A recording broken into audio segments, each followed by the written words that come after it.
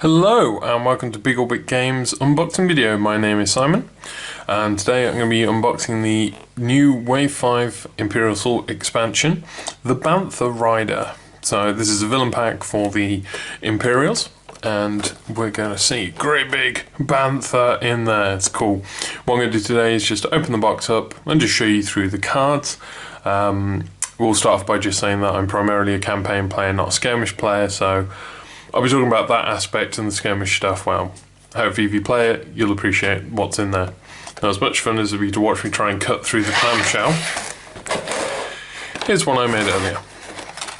So, open that up, slide those out.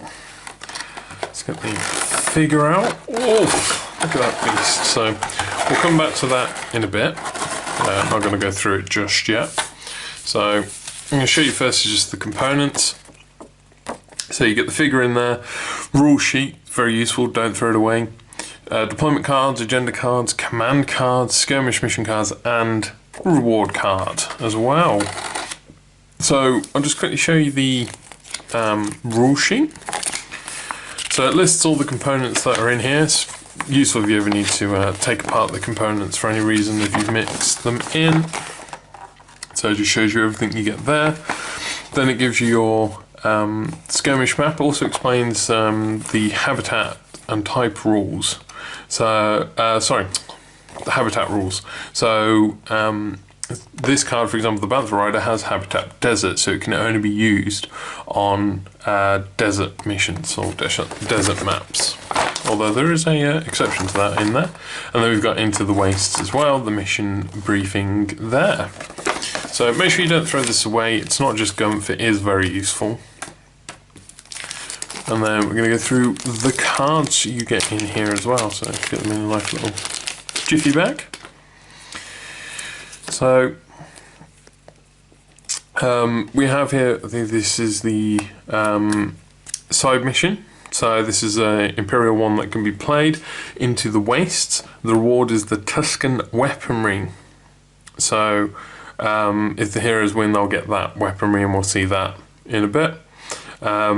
So yeah, this is the mission you get with the Tuscan pack. So these are the agenda cards. So here we have Tuscan Treachery, so relocated. This is my favourite one. Keep this card secret. Play it when choosing open groups for any mission. During this mission, the habitat keyword has no effect. So you then either discard this card or shuffle it back into your agenda deck. What this means is you can use something like the Bantha Raider to go stomping around an Imperial Star Destroyer or an Imperial base or, you know, a cantina. You can use the Bantha somewhere outside of its normal desert setting. So that could be a very exciting, nice surprise for your heroes. Then we have Grievous Wound. Place this card in your play area and deplete this card after a hostile figure receives a harmful condition. They then suffer damage and a strain. That's just adding insult to injury there. Coming back to the Bantha Raider itself in just a moment.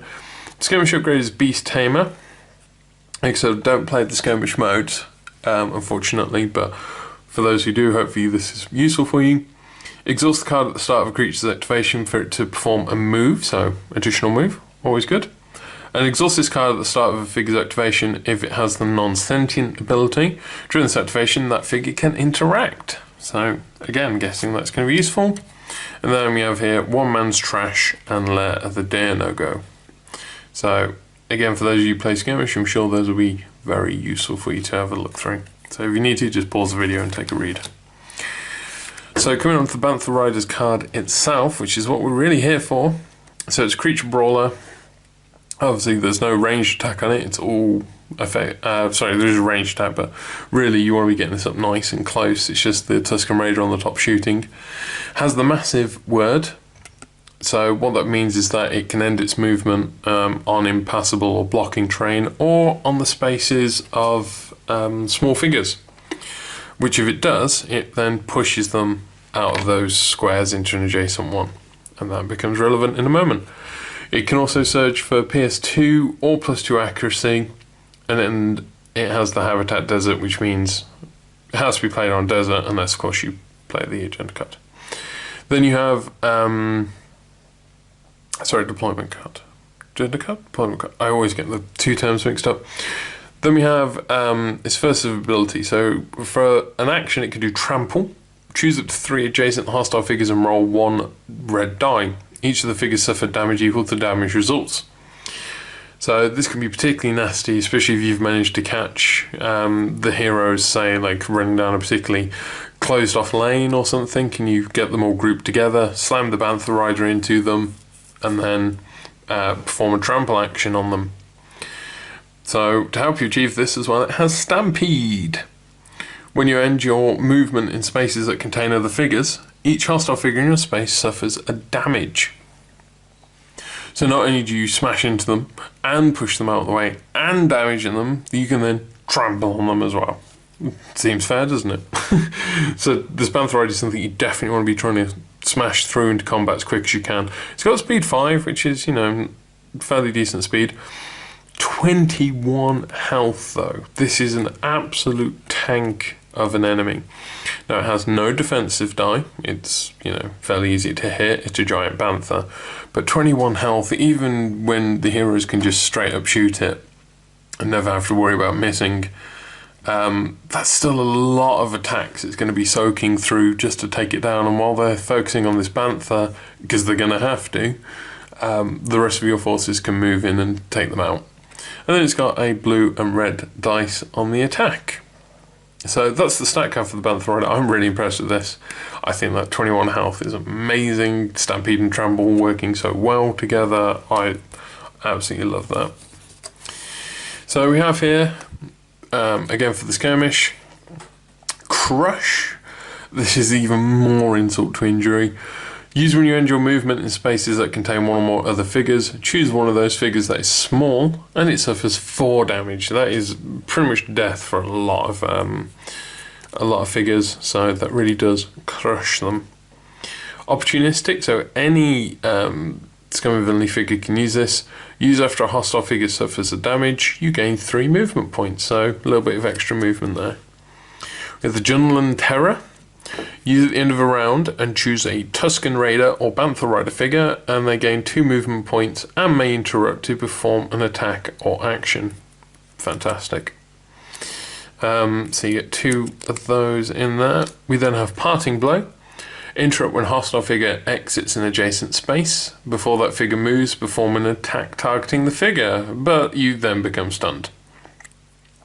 So very good at hopefully finishing something off. Obviously be careful on timing because you will become stunned. And you get 2 of those in there. And then we have the Tuscan Weaponry, which was shown as a reward card earlier for the side mission. It's an attachment for a non-creature only. Action, perform a combat attack using 1 red and 1 green die. Apply +1 damage to the attack results. You cannot choose use abilities during this attack. So it's a lot more damaging than normal, but no abilities. Then as another action, perform a ranged attack using 1 red and 1 blue die. You cannot use abilities during this attack. So again, another ranged, another attack with decent dice, but no abilities. So those are the cards in here. I guess the last thing to show you is this absolute mammoth of a model. You can see how big it is compared to my hand. It's absolutely huge model. It looks very sort of gribbly with all that fur and everything everywhere. So this is coming apart slightly. I suppose if you want to keep that a bit more solid, you could easily glue it. Oh, it's come off the base. You could easily glue it together, make it a bit more solid. Let's get that back in there. That gap's not fantastic down there. Not a great thing to see because that's me pushing it into place. So if you have some green stuff, or if you know people who do modelling, a bit of green stuff, fill that gap in quite easily.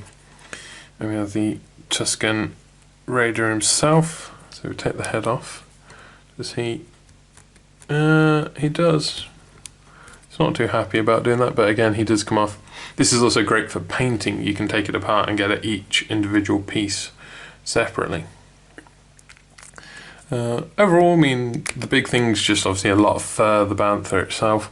The Raider looks fairly well detailed, and the Bantha itself is, well, it's a Bantha, you know, what more can you ask for out of it? Let's see, can I... No, got that completely wrong. Oh, we'll get it back. There we go, so fits okay on the base, that's fine. Just to give you an idea, we'll compare it to the neck suit which came from the base set.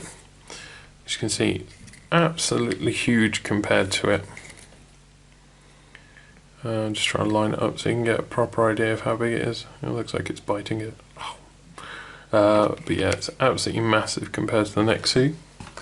Then one of our regulars had a painted version of this, so I thought I'd show you the Wampa. These figures definitely deserve being painted up. Definitely deserve being painted just to really highlight them and show you. Show off those fantastic sculpts. And again, I just wanted to show this one, which is a Tuscan Raider, which he also painted, which I thought was fantastic. So, Tuscan Raider itself, the guy actually on the Bantha is a little bit smaller scale-wise by the looks of it, but that's okay. The Bantha's so big, it's not a problem. But yeah, that's the big Bantha Rider model itself, so there we go. I really like this pack. I mean, the Banthas, this is the first time it's been shown. It's not available in any of the big box expansions. It's not just an upgrade of pre-existing models or tokens. This is all brand new. So I definitely recommend it both for skirmish and for campaign players. I think in campaign this is going to be something so horrible for the heroes to have to go up against. Why would you not bring it along? Especially for the surprise factor. By utilising the relocated, definitely worth doing it just to surprise your players that way. Skirmish, there's some what looks like some good upgrades in here with Parting Blow and Junlan Terror. So I think for both sides, if you're playing skirmish or campaign, I would definitely recommend you pick one of these up. Of course, if you don't want to, pick up the whole pack. Everything you see in here can be bought individually and traded in as individual items on our website, bigoriccards.co.uk. So keep that in mind. But yeah, that is everything in the Bantha Rider Villain Pack. I definitely recommend this. Remember to like and subscribe. Join me for more videos. I'll also be doing the Wave 5 Alliance Smuggler Ally Pack, so check out that video. I hope you've enjoyed watching, and I'll see you next time. Bye.